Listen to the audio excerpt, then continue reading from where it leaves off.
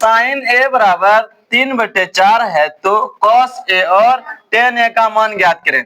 Cos A और ten ए का मान ज्ञात करें। सबसे पहले बता साइन ए का वैल्यू दिया है ना, कितना 3/4।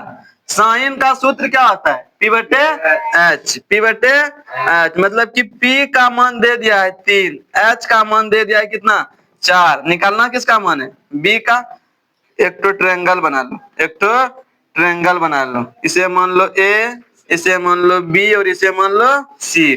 ये B एंगल जो है कितना डिग्री का है 90 डिग्री का। B एंगल जो है 90 डिग्री है। तुम लोग जानता है अकॉर्डिंग टू क्वेश्चन H² बराबर P² प्लस B²। H का मान कितना बाबू, P का मान दे दिया है 3, H का मान दे दिया है 4 और B का मान निकालना है, ये ना करना है। चलो देखो H का मान 4, 4 का स्क्वायर बराबर P का मान रे 3 का स्क्वायर प्लस B²। 4 चौके 16, 3 तिया 9 प्लस B² और 16 माइनस 9 बराबर कितना होगा B²। 16 में 9 घटा देंगे कितना बचेगा 7। 7 बराबर B²। तो B बराबर क्या होगा, B बराबर स्क्वायर हटता है तो रूट चलाता है √7। कोई दिक्कत, कोई दिक्कत।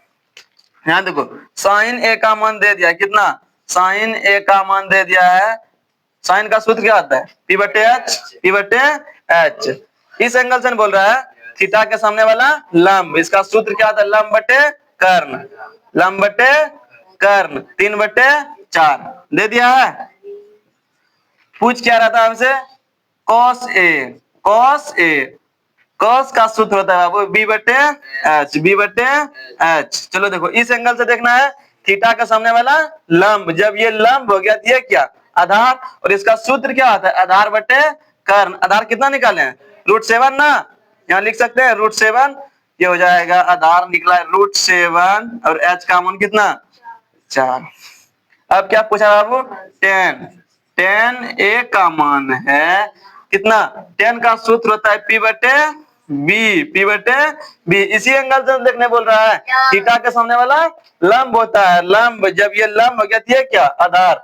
लंब और आधार ही बदलता है, कर्ण कभी नहीं बदलता है। थीटा का सामने वाला लंब, जब ये लंब हो गया तो ये कितना आधार। इसका सूत्र क्या होता है लंब/आधार। तो कितना हो जाएगा 3/√7। आया समझ में। चलो मिटा दे।